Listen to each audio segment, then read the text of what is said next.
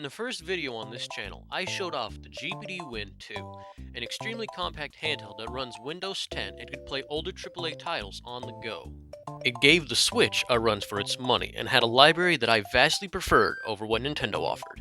So, as you can imagine, I got a ton of use out of this thing, playing for hours at a time in some of my favorite Steam games. But the pocketable form factor of this PC ultimately came at a cost.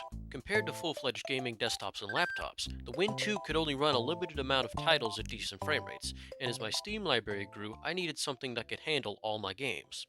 This void has officially been filled by the GPD Win 3, which packs serious punch compared to its predecessor. The Win 3 I have here has an Intel Core i7-1165G7, 16GB of RAM, 1TB of storage, and Intel's Iris Xe graphics.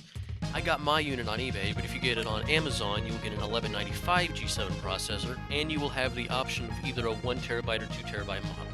My unit also has Windows 11, but you will get Windows 10 from Amazon.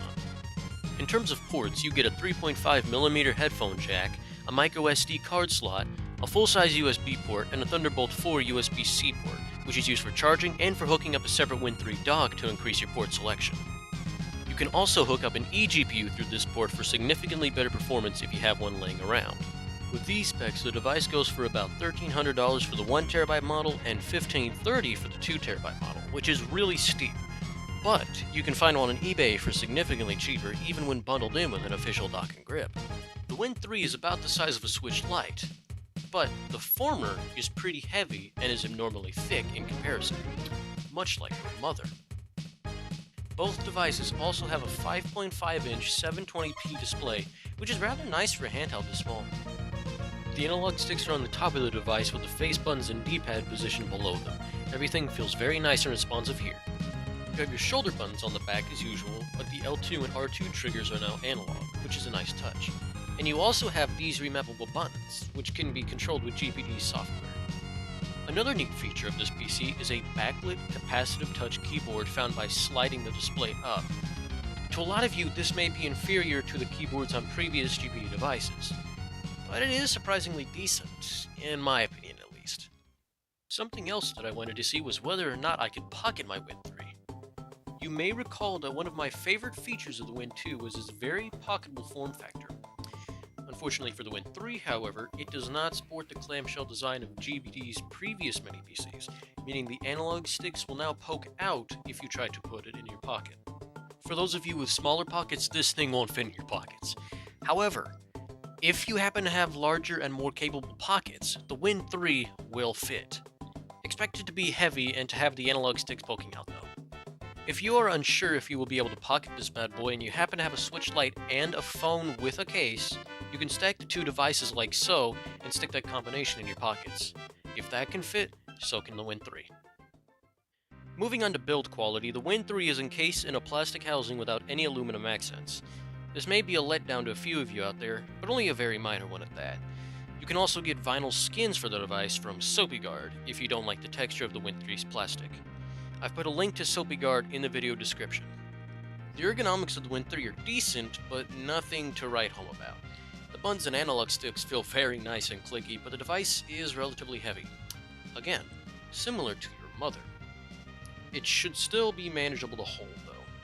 This bottom area of the Win 3 digs into my hands, which is definitely noteworthy, but it is also easily remedied by buying and using a Win 3 grip case. There should be links for this, a carrying case, and more in the description below. And now, at long last, we're going to test out some Steam games on this PC.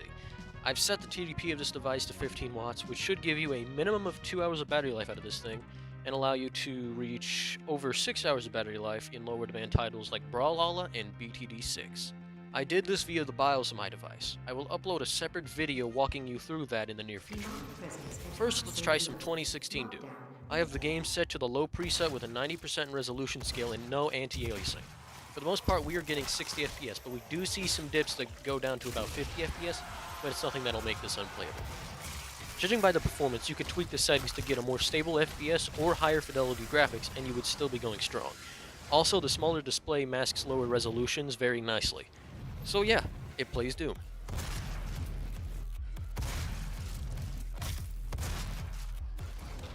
Next, I wanted to try out Doom's more demanding cousin, Doom Eternal, to really tax the system.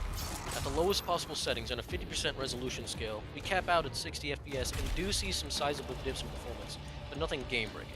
Once again, the small display really makes it hard to notice the low graphics and resolution settings, so this is a nice experience. As a matter of fact, I'd rather have this than the switchboard. Nice.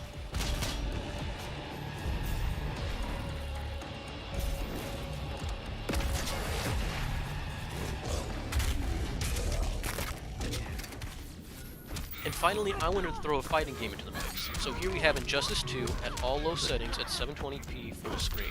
We're almost locked at 60 FPS, barely ever dropping frames, and the low preset for Injustice 2 still looks absolutely gorgeous.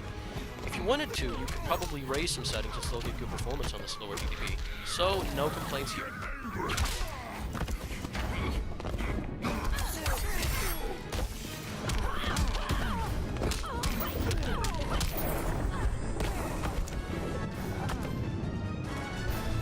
Atrocitus wins.